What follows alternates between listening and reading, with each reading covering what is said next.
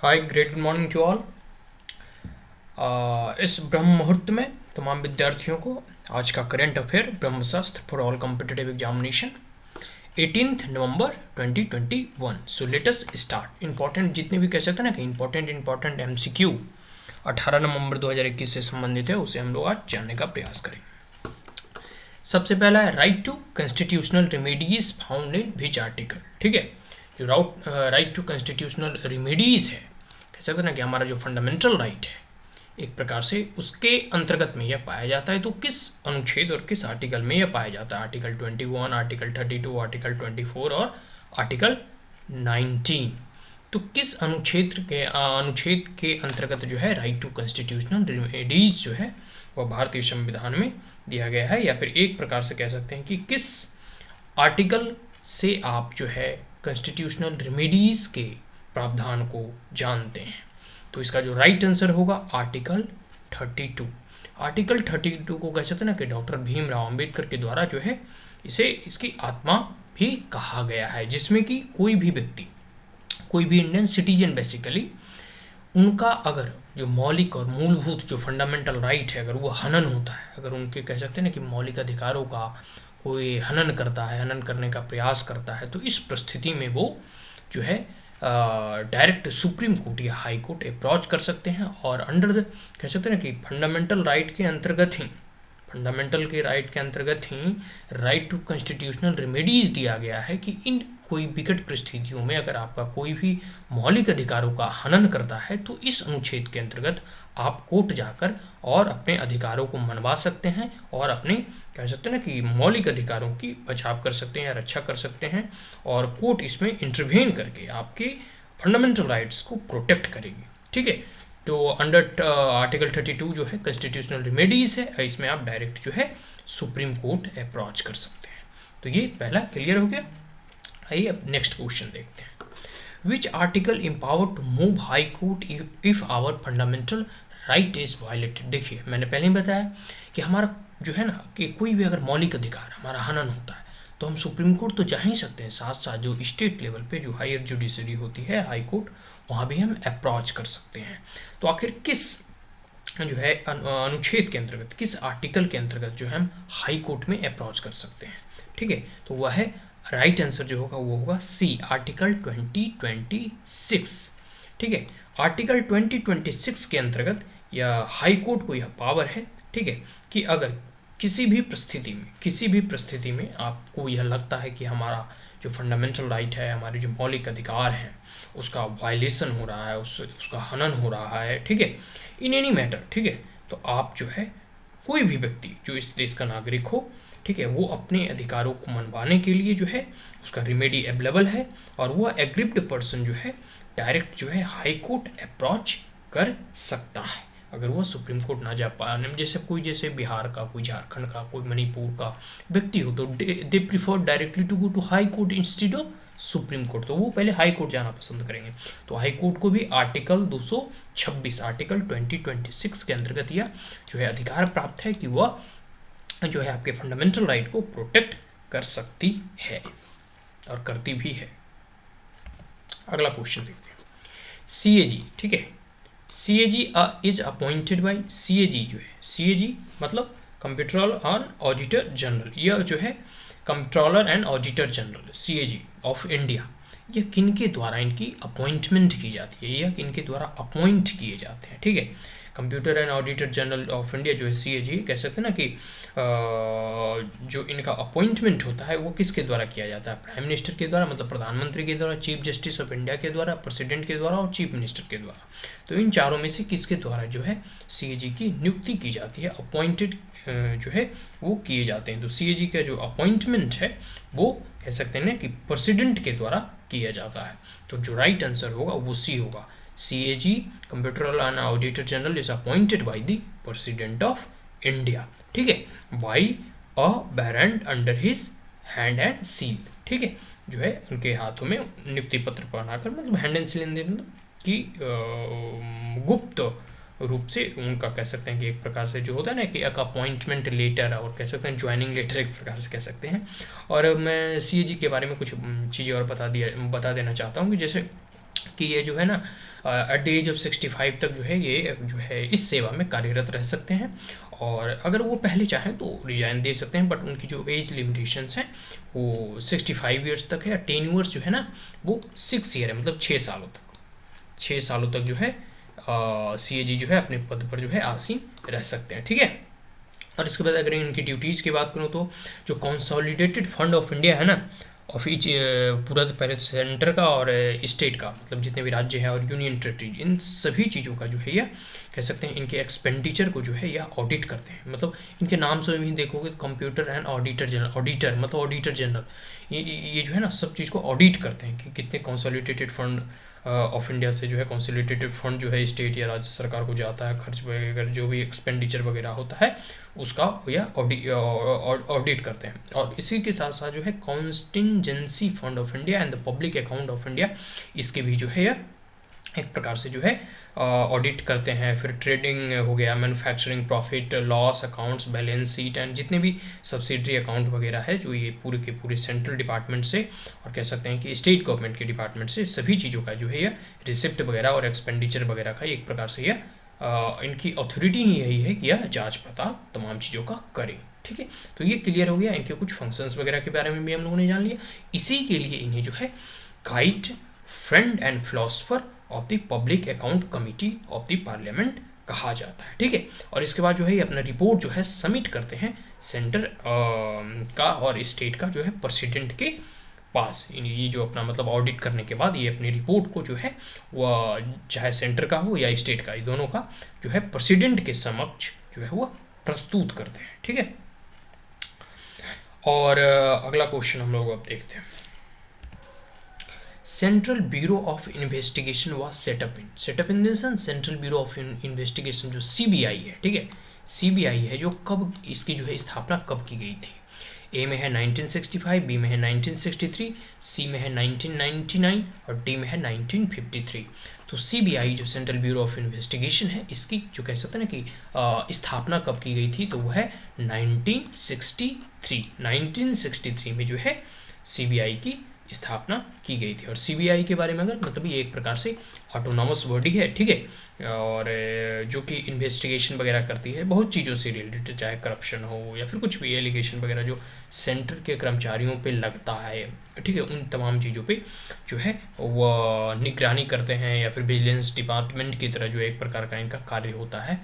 और एक प्रकार ये सबसे बड़ा इशू जो है ना CBI से संबंधित ये है कि इन्हें कह सकते हैं इसमें स्टेट, कोई भी स्टेट में अगर इनकी कोई अगर इंक्वायरी करना हो तो उसमें पहले स्टेट गवर्नमेंट की कंसेंट चाहिए होती है, जनरल कंसेंट, ठीक है। इसमें जो ये जो हमेशा न्यूज़ में इसलिए रहता है कि बहुत सारे स्टेट जैसे है वेस्ट बंगाल वगैरह हो गया, सेंटर और स्टेट के बीच में जो है कॉन्फ्लिक्ट चलते रहती है ना, तो बहुत सारे जो है स्टेट गवर्नमेंट जो है अपने कंसेंट को विड्रॉ कर लेती है, क्योंकि इसकी जो स्थापना की गई थी वह की गई थी Delhi special police establishment act DSPE के अंतर्गत, जिसके अंतर्गत ही अपनी जो है अथॉरिटी को जो है डिराइव्स करती है और एक प्रकार से कह सकते हैं कि DSPE के अंतर्गत ही यह जो है कार्य करती है। इसको लेकर भी जो है एक प्रकार से कह सकते हैं ना कि DSPE बहुत लोग जो है जो स्टेट है वो इसे कह सकते हैं एक प्रकार से कह सकते हैं कि विजिलेंस डिपार्टमेंट की तरह है जो कि केंद्र के इशारों पर काम करती है, ठीक है। लेकिन जो इसके प्रमुख जो है एलिगेशन के कारण भी है, जैसे dependent on the home ministry जो है, इनके सारे स्टाफ मेंबर्स वगैरह हैं जो होम मिनिस्ट्री से कंसर्न रहते हैं और स्टाफ वगैरह होम मिनिस्ट्री से जो है जाते हैं इन्वेस्टिगेशन करने। इसके साथ साथ जो है लॉ मिनिस्ट्री पे भी डिपेंड रहते हैं लॉयर्स के लिए, ठीक है। और ये इनके जो हेड होते हैं ना वो कोई IPS अधिकारी होते हैं जो कि डेप्यूटेशन पे जो है उनकी नियुक्ति की जाती है CBI as a head of the CBI, ठीक है। तो ये इसको लेकर बहुत ही मतभेद होता है स्टेट और सेंटर में। स्टेट बार बार कहती है जहाँ अदर कह सकते हैं ना पार्टी की सरकार होती है, डिफरेंट पार्टी की सरकार होती है, उसमें बार बार स्टेटों का कहना होता है कि जो है सेंटर जो है ना स्टेट में जो है स्टेट और कह सकते हैं ना कि माइनर पॉलिटिकल पार्टी का कह सकते हैं एक प्रकार से जासूसी करवा रही है, ठीक है। तो CBI को लेकर जो है इस प्रकार से कहा जाता है ना कि केस्ड पैरोट की इसको संज्ञा दी गई है, ठीक है। और मैंने पहले बता दिया जैसे पॉलिटिजाइजेशन ऑफ द CBI एक इशू है, करप्शन एंड पॉलिटिकली वेस्ट भी दूसरा इशू है, ठीक है। फिर handmaiden to the party in the power, कहने का मतलब है जैसे कांग्रेस थी, तो जैसे कोई बीजेपी रूलिंग स्टेट है तो वहाँ जो है सीबीआई दौड़ा देती थी। अब जैसे बीजेपी है तो ममता बनर्जी अदर पार्टी से, तो उन्हें वेस्ट बंगाल में लग रहा है कि भाई वो हमारी निगरानी करवा रही है, तो इस प्रकार के लेकर जो है सीबीआई से लेके संबंधित कॉन्फ्लिक्ट होते रहते हैं। आगे भूमि संवाद नेशनल वर्कशॉप रिलेटेड, देखिए एक भूमि संवाद जो है ना, नेशनल जो है वर्कशॉप जो है अभी अभी जो हुआ है वो किससे संबंधित है? क्या यह एग्रीकल्चर से संबंधित है, या क्या यह लैंड आईडी से संबंधित है, क्या यह आधार से संबंधित है, क्या यह बैंक से संबंधित है? तो भूमि संवाद, देखिए आपको नाम से ही पता चले वो भूमि, भूमि मतलब लैंड होता है, संवाद से इसमें इसको हम लोग देखते हैं डिटेल में। लेकिन पहले देखिए एक क्वेश्चन पढ़कर नहीं समझ आएगा, भूमि संवाद, भूमि मतलब लैंड, तो मतलब ये लैंड आईडी से संबंधित है, ठीक है। और ये लैंड आईडी से इसलिए संबंधित है क्योंकि रिसेंटली जो है भूमि संवाद पे जो है एक यूनिक पोर्टल लॉन्च किया गया है, जो है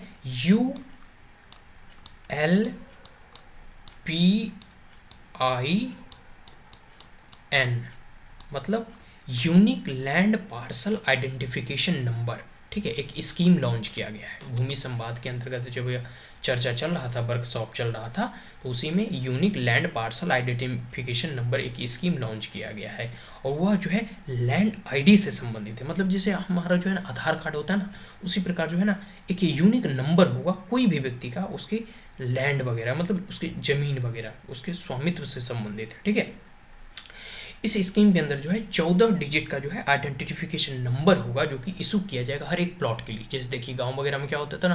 पहले जो है बंसाबली बनता था, किसके नाम से किसका प्लॉट है, इसको लेकर बहुत विवाद होते थे, झगड़े होते थे, कोर्ट में लंबा केस चलता था। इसको देखते हुए जो है अब जो है आधार फॉर लैंड, मतलब लैंड को भी आधार की तरह जो है उसका एक आईडी दिया जा रहा है, जिसमें कि उसमें कभी भी कोई कॉन्फ्लिक्ट जनरेट नहीं होगा, और सारे लैंड का डिफरेंट आईडी होगा, और उसको जो है आधार से लिंक कर देगा, उसे बैंक से लिंक कर देगा। तो इस प्रकार से जो है जिसका भी जो स्वामित्व होगा, जिसका जो लैंड होगा, वो कोई भी दूसरा व्यक्ति हड़प नहीं सकता है, कोई दूसरा व्यक्ति कब्जा नहीं कर सकता है। तो इसको लेकर जो है ना यह जो है एक स्कीम लॉन्च किया गया है ULPIN, ठीक है। ये क्लियर हो गया। अब अगला क्वेश्चन देखते हैं, NRC is conducted in which state. देखिए NRC का जो इशू है ना, वो सभी को मालूम है कि नेशनल रजिस्टर ऑफ सिटीजनशिप, और ये किस जो है स्टेट में कंडक्ट कराया गया था? गुजरात, बिहार, यूपी और असम। सभी को मालूम है असम बंगाल से सटा हुआ है, नॉर्थ ईस्टर्न स्टेट है। और 1900 कह सकते हैं कि बंगाल में बांग्लादेश में 1971 में उस वक्त का जो पाकिस्तान था, तो पाकिस्तान की क्रूरता के कारण जो है बहुत सारे बांग्लादेशी मुसलमान जो है भारत में जो है आकर बसने लगे थे। तो इसको ही देखने के बाद, या फिर इसी इमरजेंसी को देखने के बाद, मतलब क्रिटिकल सिचुएशन देखते हुए इंदिरा गांधी ने जो है फिर लिबरेशन किया उस वक्त के पाकिस्तान को, जो भी बांग्लादेश बना। तो वहाँ के जो मुस्लिम जो है ना इन्फ्लुक्स करके एक प्रकार से ना स्टेट वगैरह का जो बॉर्डर है बहुत पोरस एरिया है, मतलब वहाँ लोग आते जाते रहते हैं, एक बॉर्डर से एक्सचेंज होते रहता है, बिकॉज ट्राइबल एरिया है और उसका जियोग्राफिकल कंडीशन भी थोड़ा ऐसा ट्रेन एरिया है, माउंटेन एरिया है, तो पोरस है। इस कारण जो है ना बहुत सारे लोग जो है वहाँ से इन्फिल्ट्रेट करके जो है भारत में आके बस रहे हैं। तो वहाँ की जो डेमोग्राफी है, वहाँ की जो कल्चर है, वहाँ की जो इथनिसिटी है, वो चेंज होती जा रहा है। वहाँ मुस्लिम बहुत, मतलब कई एक ऐसा डिस्ट्रिक्ट है जहाँ की मुस्लिम की जनसंख्या बढ़ते जा रही है, सारे के सारे बांग्लादेशी आके बस रहे हैं। तो देश की जो है ना एकता, अखंडता और संप्रभुता के लिए खतरा हो सकता है, ठीक है। तो कहा जा रहा है ना कि NRC जो है असम में लागू किया गया था सुप्रीम कोर्ट के मॉनिटर के अंतर्गत, ठीक है। और NRC जो है ना सबसे पहले 1951 में असम में लॉन्च किया गया था, और इस वक्त जो है लॉन्च करने के बाद जो है लगभग जो है 19 लाख ऐसे जो है ना जो है इन्फिल्ट्रेटर्स पाए गए हैं, जो कि बांग्लादेशी, जिनको कहा जा रहा है कि ये लोग बांग्लादेशी हैं और इनकी डॉक्यूमेंट्स वेरीफाई नहीं हो रहा है, ठीक है। तो इन्हें जो है इलीगल सिटीजन और कह सकते हैं एक प्रकार से बांग्लादेशी घोषित करके और फिर इन्हें डिपोर्ट किया जाएगा इन फ्यूचर। देखिए आगे क्या जो है नियम बनती है या क्या रूल्स एंड रेगुलेशन इससे संबंधित आते हैं। लेकिन यहाँ क्वेश्चन है NRC is conducted in which state, that is Assam. आगे है Assam accord of 1985 sign between, देखिए एक असम अकॉर्ड हुआ था इसी को लेकर, एनआरसी को ही लेकर, कि जिस प्रकार से मुस्लिम वहाँ इन्फिल्ट्रेट करके असम में बस रहे हैं तो वहाँ की डेमोग्राफी, वहाँ की कल्चर, संस्कृति पे एक खतरा उत्पन्न हो गया था, तो एक अकॉर्ड साइन किया गया था। तो वही बोला उस, वो जो बहुत पॉपुलर है वो अकॉर्ड है असम अकॉर्ड, ठीक है, असम अकॉर्ड 1985 में राजीव गांधी के पीरियड में यह जो कह सकते हैं ना कि यह अकॉर्ड जो है साइन किया गया था। तो यह जो है किस किस के मध्य में जो है असम अकॉर्ड जो है साइन किया गया था? क्या सेंटर और असम गवर्नमेंट के मध्य में साइन किया गया था, या यह जो है सेंटर है और all Assam student union and all Assam गण संग्राम परिषद, ठीक है, इसके मध्य में साइन किया गया था, या फिर AASU एंड AAGSP इसके मध्य में, या फिर सेंटर एंड AASU? तो किसके मध्य में जो है असम अकॉर्ड, यानी कि किन किन लोगों के बीच में जो है असम अकॉर्ड जो है या संधि जो है इस पे जो है हस्ताक्षर किया गया था? तो राइट आंसर जो होगा वो होगा बी। सेंटर उसमें था ही, केंद्र सरकार तो था ही भाई इस संधि में। उसके बाद थी असम ऑल इंडिया, और मतलब ऑल असम स्टूडेंट यूनियन भी थी, ठीक है, ऑल असम स्टूडेंट यूनियन, इसके साथ साथ ऑल असम गण संग्राम परिषद, ठीक है। तो ये तीनों जो थी असम अकॉर्ड की संधि के हस्ताक्षर के समय, और तीनों के मध्य में ही असम अकॉर्ड की संधि जो है की गई थी कि जितने भी वहाँ इलीगल माइग्रेंट आ चुके हैं, बांग्लादेशी मुसलमान वहाँ के बस चुके हैं, उन्हें सबको आइडेंटिफाई किया जाएगा, उन्हें डिसफ्रेंचाइजमेंट के तहत जो है फिर उसे डिटेक्शन करके और उसे डिपोर्ट किया जाएगा, मतलब बांग्लादेश वापस भेजा जाएगा। यही अकॉर्ड में कहा गया था, ताकि वहाँ की जो सांस्कृतिक है, कल्चरल जो कह सकते हैं कि वैल्यूज है, उसे सुरक्षित रखा जा सके, वहाँ की जो संस्कृति है या फिर कह सकते हैं डेमोग्राफी है, जो इथनिसिटी है, वो कह सकते हैं ना कि बचाया जा सके, वहाँ की जो कल्चर है उसे प्रिजर्व किया जा सके। अदरवाइज होगा क्या, वह भी एक मुस्लिम स्टेट में कन्वर्ट कर दिया जाएगा। आगे है कि अगला क्वेश्चन देखते हैं, star project is aided by, star जो प्रोजेक्ट है वह जो है कह सकते हैं ना कि एडेड मतलब होता है ना सहायता राशि या मदद करना। एक स्टार प्रोजेक्ट है। अब स्टार प्रोजेक्ट के बारे में पहले आपको जानना चाहिए, तभी आप पता कर पाएंगे कि यह किसके द्वारा एडेड किया जा रहा है, मतलब किसके द्वारा इसमें मदद की जा रही है। जैसे बहुत सारे ऐसे प्रोजेक्ट और स्कीम होते हैं ना, जो अन्य बड़े बड़े इंटरनेशनल जो है, मल्टीनेशनल जो है कंपनी या फिर इंटरनेशनल और मल्टीनेशनल ऑर्गेनाइजेशंस, इंस्टीट्यूशंस के द्वारा उसमें फंड जो है मिलता है। तो फंड मिलता है, चाहे कुछ भी हो, मतलब एक प्रकार से कह सकते हैं मदद दिया जाता है। तो स्टार प्रोजेक्ट जो भारत में लॉन्च किया गया है वो किसके द्वारा एडेड है, मतलब वहाँ जो है किस मल्टीलैटरल इंस्टीट्यूशंस के द्वारा वहाँ मदद दिया जा रहा है? तो WTO है, IMF है, वर्ल्ड बैंक है और यूनेस्को है। तो सबसे पहले आपको जान लेना चाहिए कि स्टार प्रोजेक्ट है क्या, लेकिन पहले इसको जानने से पहले हम इसका राइट आंसर बता देना जो है उचित समझता हूँ। उसके बाद हम लोग जान लेंगे थोड़ा बहुत स्टार प्रोजेक्ट के बारे में। तो स्टार प्रोजेक्ट जो है वर्ल्ड बैंक के द्वारा, ठीक है, वर्ल्ड बैंक के द्वारा जो है स्टार प्रोजेक्ट को जो है एडिट किया जा रहा है। वर्ल्ड बैंक जो है इसे बहुत सारे फंड एक ऐड के रूप में, ताकि स्टार प्रोजेक्ट को सही तरीके से इम्प्लीमेंट किया जा सके, इसका कार्यान्वयन सही तरीके से हो सके, और एक प्रकार से कह सकते हैं इस जिस उद्देश्य के लिए लाया गया है। तो स्टार प्रोजेक्ट, सबसे पहले हमें स्टार प्रोजेक्ट के हिंदी मतलब एक इसका जो है ना फुल फॉर्म को जान लेते हैं। S stand for strengthening, T stand for teaching, learning and result for state programmes, ठीक है। तो स्टार एक ऐसा मतलब है ना कि एक teaching and learning, teaching and मतलब लर्निंग मतलब शिक्षा के प्रचार प्रसार में जिस प्रकार से टीचर्स को किस प्रकार से पढ़ाना चाहिए, और लर्निंग मतलब बच्चों को किस प्रकार से सीखना चाहिए, और उसके बाद जो है तमाम जितने भी स्टेट्स हैं, जैसे शुरुआत में जो है 6-7 स्टेट को लिया गया है, 6 स्टेट को लिया गया है, जैसे हिमाचल प्रदेश हो गया, केरला हो गया, मध्य प्रदेश हो गया, राजस्थान हो गया, उड़ीसा हो गया, ठीक है, तो महाराष्ट्र हो गया। तो इन तमाम स्टेट्स के अंतर्गत जो है स्टार प्रोजेक्ट को लॉन्च किया गया है, जिससे कि है जो है ना कि जो वहाँ की जो क्वालिटी है, ठीक है, स्कूल्स के क्वालिटी है, उसके पढ़ाने का जो स्तर है उसे इम्प्रूव किया जाए, जिससे कि ओवरऑल जो लिटरेसी है वो इम्प्रूव होगा। तो ये एक सेंट्रली स्पॉन्सर्ड स्कीम है, ठीक है, स्टार प्रोजेक्ट, जिसे कि वर्ल्ड बैंक के द्वारा भी मदद मिल रहा है और मदद किया जा रहा है, ताकि जो है जितने भी शिक्षक हैं उनका जो है सही तरीके से इक्विपमेंट्स, जो मॉडर्न इक्विपमेंट्स है, मॉडर्न टेक्नोलॉजी है, मॉडर्न तरीके से उनका ट्रांसफॉर्मेशन किया जा सके, ताकि वह पढ़ाने में और जो है एक प्रकार से रुचि लें और अच्छी तरीके से पढ़ाएं, ताकि जिसका कि ओवरऑल रिजल्ट जो होगा वह स्टूडेंट के डेवलपमेंट होगा और स्टूडेंट जो है सही तरीके से जो है पढ़ लिख पाने में सक्षम सिद्ध होगा और ओवरऑल जो भारत की लिटरेसी रेट है वो और इंक्रीज होगा। मतलब एक प्रकार से कह सकते हैं कि टीचिंग और लर्निंग से, स्कूल के जो है कोर्सेज से, उसके इंफ्रास्ट्रक्चर से, ठीक है, और जो भी एडिक्वेट फैसिलिटीज़ वगैरह है, टेक्नोलॉजी है, जैसे अब है कंप्यूटर्स हो गए, लैब वगैरह हो गया, लाइब्रेरी हो गया, जितने भी इंफ्रास्ट्रक्चर है अच्छे, मतलब पंखे वगैरह, अच्छा मतलब जो भी चीज़ें होनी चाहिए एक स्कूल्स और कॉलेज में उससे संबंधित है, तो किस प्रकार से स्कूल के इंफ्रास्ट्रक्चर को अच्छे से बढ़ाया जा सके, अच्छे से जो है बनाया जा सके, ताकि मतलब ओवरऑल जो है ना कह सकते हैं कि बच्चों का विकास हो सके। ठीक है, आगे है अडो अटॉल। अडो अटॉल एक जो है आइलैंड है, आइलैंड इन द सेंस द्वीप समूह,